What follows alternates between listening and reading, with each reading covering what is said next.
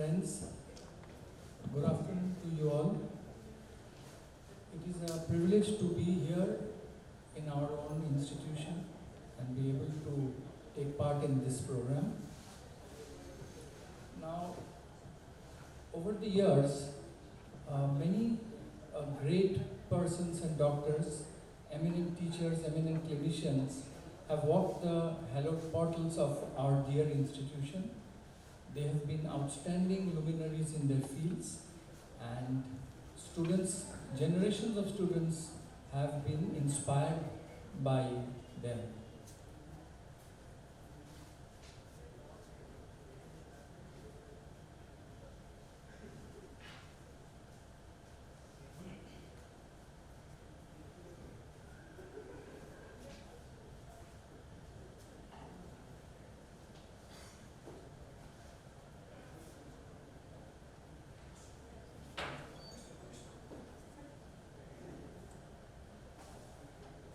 Professor Arun Ganguli happens to be one such legend who, although strictly not belonging, as you might say, to this institute, but much of his duration of his work and all that made him pioneer has happened in this very institute. Why are they pioneers? They are pioneers because they are the earliest ones to start a specialty. They were mostly self-taught. They had a lot of clinical material to work. They established the specialty, and most of all, they could pass it on and make sure that the specialty survived, thrived, and grew. So that is why we would call them a pioneer. Mostly since they didn't have much of clinical material before them, so they were mostly self-taught, and he had a very sharp intellect and analytical mind for developing a specialty.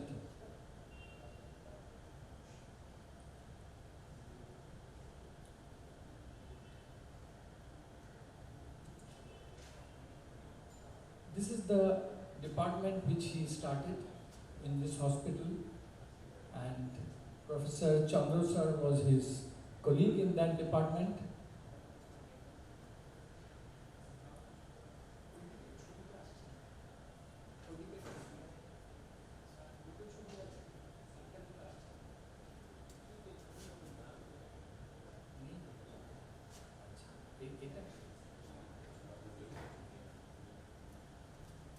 So this is the plastic surgery department which was started in this Medical College, Calcutta, where a huge amount of clinical work was done. Students were trained, and a lot of people inspired to get into this specialty over time. So clinical work with teaching and training was what happened simultaneously in this unit. Another very important aspect of him was that he not only restricted it to a selected few, but he would like to invite and train people, anyone who would be interested. I would be missing out if I didn't mention the name of a very famous maxillofacial surgeon of our city today, Dr. Amit K. Roy, who tells me that when he came back to India after his training as a maxillofacial in UK, and he joined in the Department of Dental Surgery in this hospital, in this institute. He was just made to do routine dental work and dental extractions, until the day he was so frustrated that he came and met Dr. Ganguli and said that, see, whatever I have learned in UK is not being put to any use, and all my knowledge is going to go waste. So a few beds were taken out of plastic surgery department, and he was allowed to be a part of the team and operate on his maxillofacial cases. And that is, he says, Dr. Roy says that is the stepping stone to what he has become today. So it is not every day that you see such magnanimity to invite whoever is interested under your wings and allow them to grow, give them the opportunity to grow.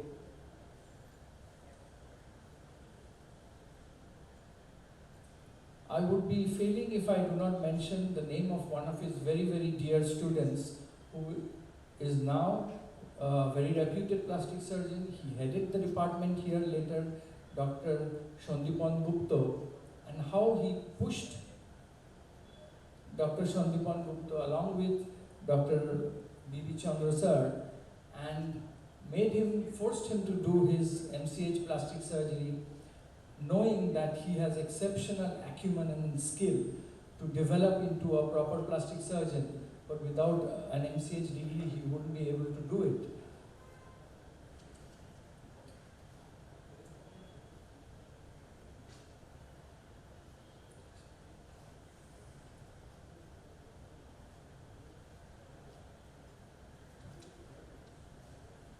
Teaching was one of his favorites, and this department of plastic surgery was almost like a mecca of teaching. Both undergraduate courses as well as postgraduates were trained in plastic surgery. There were a lot of presentations, publications, academic programs and teaching programs that went on here under his guidance. Huge amounts of clinical work were done and publications and papers were published in international and national journals, especially on the topic of palate repair using cheek flaps. And way back in 1971, he published a paper in the International IPRS journal on the use of tongue flaps for reconstruction of post-excisional defects in the oral cavity. So there were very few publications on that particular topic at that point of time, but just by virtue of doing an enormous amount of work and having a very sharp mind that one could develop this technique and have it published in an international plastic reconstructive journal. Huge amounts of work were also done on jaw tumors, which at that point of time very few centers could boast of doing. In fact, one of the postgraduate students had, Dr. Manish Mukul Ghosh had his thesis paper done on the topic of jaw tumors under the guidance of his professors Dr. Ganguli and Dr. B.B. Chandra. Another favorite clinical topic of his, on which a lot of work was done, was an anatomical repair of incisional hernias. These were basically the days before the Prolene mesh was accepted very widely, and incisional hernias and recurrent and re-recurrent and re-recurrent incisional hernias were a big issue. So a lot of work and presentations were done on anatomical repairs of incisional hernias, which were published. I have come across recent advances where Professor Ganguli had written on the topics of jaw tumors and facial fractures way back in early 1980s.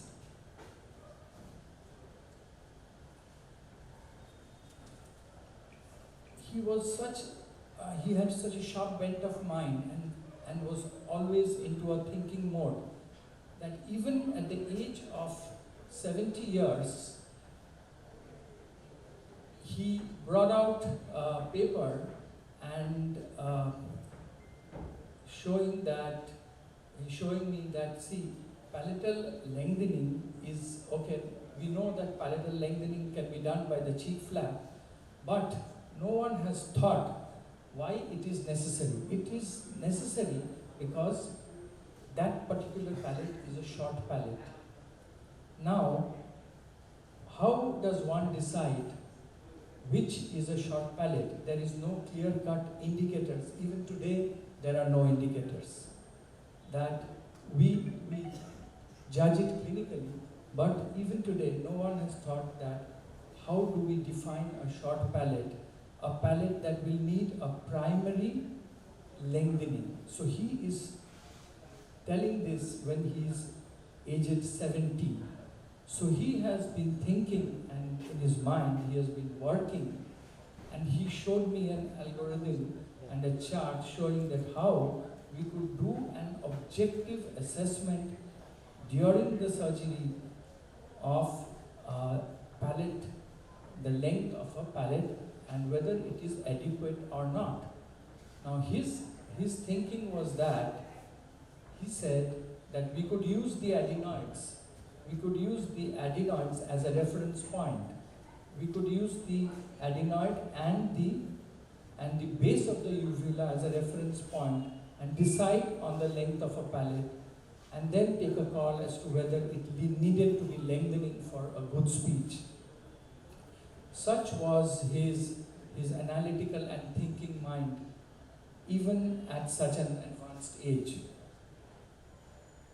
In 1983, Professor Ganguli became the president of the Plastic Surgery Association of India, and he was very active in the association. He loved his association and was very well accepted and loved by everyone. He went as examiners, external examiners, to various universities across the country. He was a lifelong board of trustee.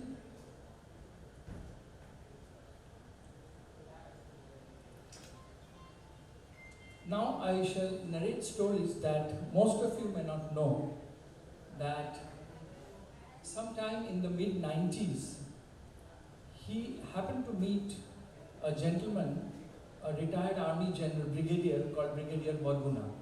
Now Brigadier Barguna was at that time the governor of Mizoram.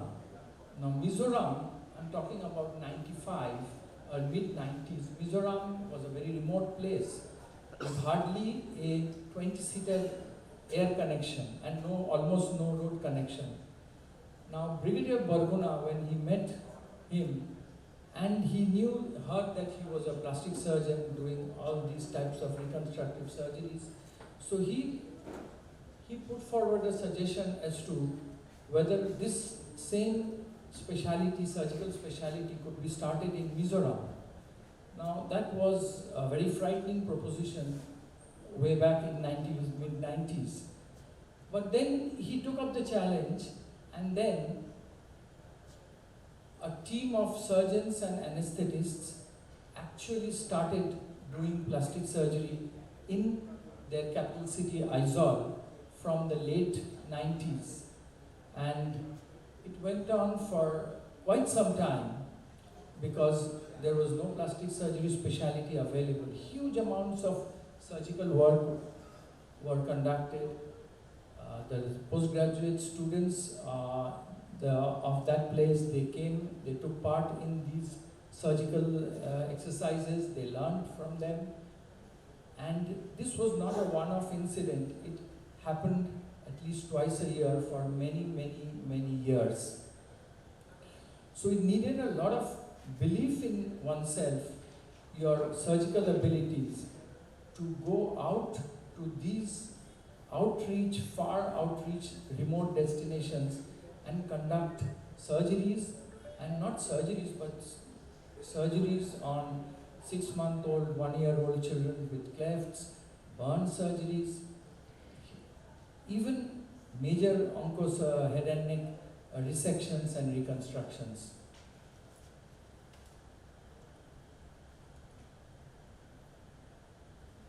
From Mizoram, he came down to a place which is barely 200 kilometers from Kolkata, called Jhargram. Again, there was a surgeon who, having completed his, very senior surgeon, who having completed his fellowship from UK, he came back to his native place in Jhargram.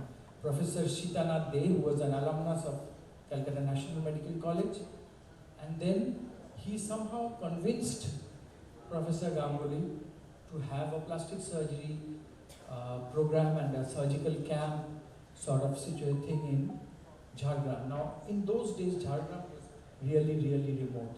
Even today it is, but still it is better off.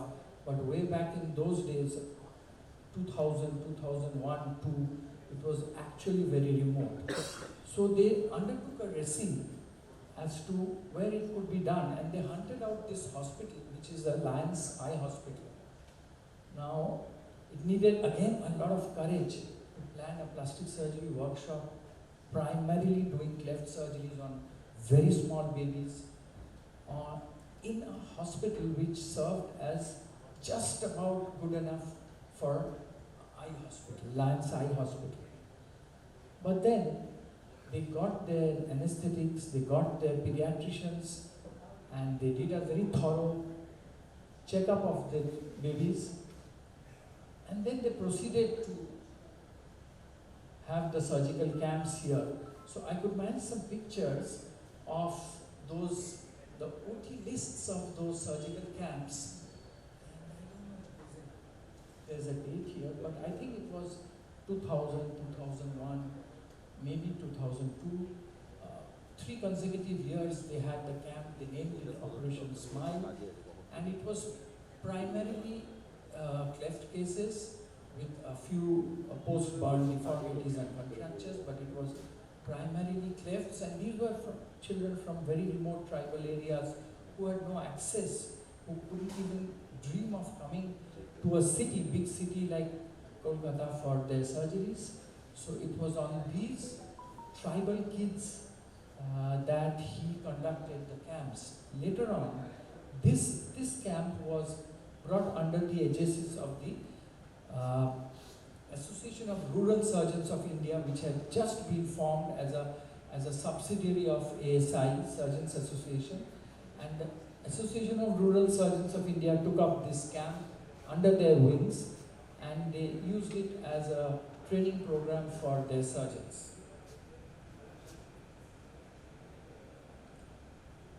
So this camp, if you see the picture of him and his team operating at this remote camp, you can just see the OT light and make out under what situation these surgeries were done.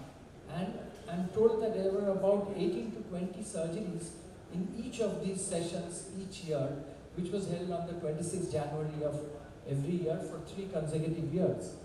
This is the OT theatre main light under which lips and palate surgeries were conducted. I don't know how, but it happened, and there were no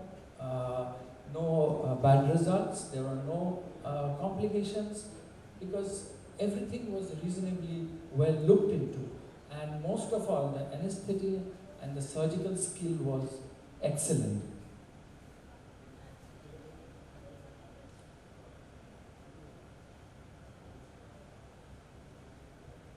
One of our very renowned professors of surgery in this college, Professor D.K. Roy, was a very active member.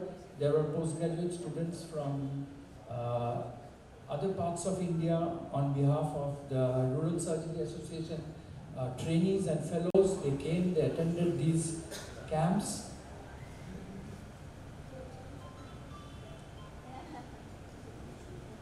Now, Professor Ganguli loved his cigarette. He loved it more than anything else. And in one of these operation theatres where he operates, the sign, this picture is in the green OT in our own college. He is relaxing after a surgery. And the other picture, the other signage, is from a hospital where he goes to operate.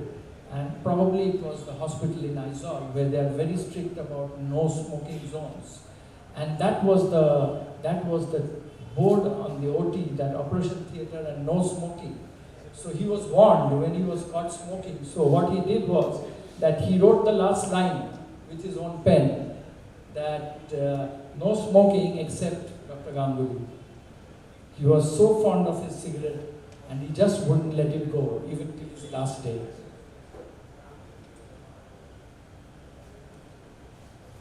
there were many dimensions to his nature.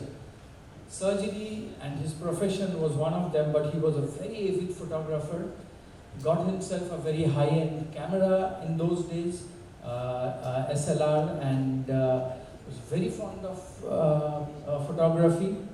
He is at Kaziranga taking a picture with his tele-lens, taking a picture of a rhino. He was very fond of fishing. Every other Sunday he would just disappear with his group of friends for fishing expeditions. One of his closest fishing aides was our very own, very famous professor of urology, Professor A.K. Ghosh. And they would have 2-3 of their friends, and they disappear, spending days, hours for fishing expeditions.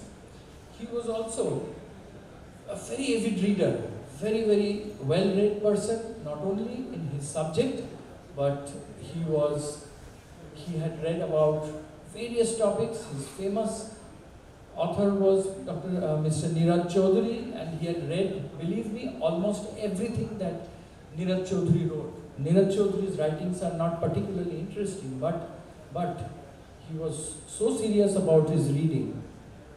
He used to give books. He told me to read, gave me a book to read, and I was wondering that how he would hear of this book. The book was, it was on economics of the third world countries, written by a person called Mr. John Kenneth Galbraith. Mr. Galbraith was economic advisor to President John F. Kennedy, and when Kennedy became the US president, he sent John Kenneth Galbraith as the ambassador to India. So John Kenneth Galbraith, having stayed in India for quite a number of years as an ambassador, he wrote a book on the economic theories of third world countries, and I was given the book by him that I should not miss reading this book because it was very informative. So that was his range of reading, his range of knowledge, which was truly fascinating.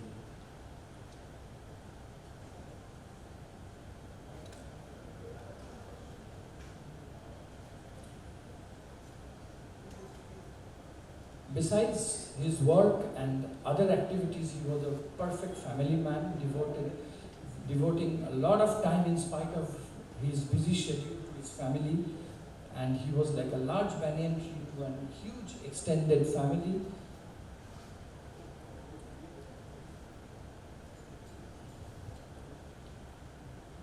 His philosophy of life can be very explained by one small story, that at the very end, when he was really sick and he was in a lot of suffering, one of his sisters was very upset and told him that, I don't think you have done anything but good work all your life, and you have been the best of everything that you can hope to be, and then I'm very angry that why God has given you so much of sufferings. So he replied that what God has given me, the love, affection, the fame, and a loving family, profession, that this small amount of pain and suffering is nothing, and it can be ignored. If I weigh it against what I have got, then this is just, it's something that can be just ignored and passed away. So that was his philosophy and outlook to life. Thank you.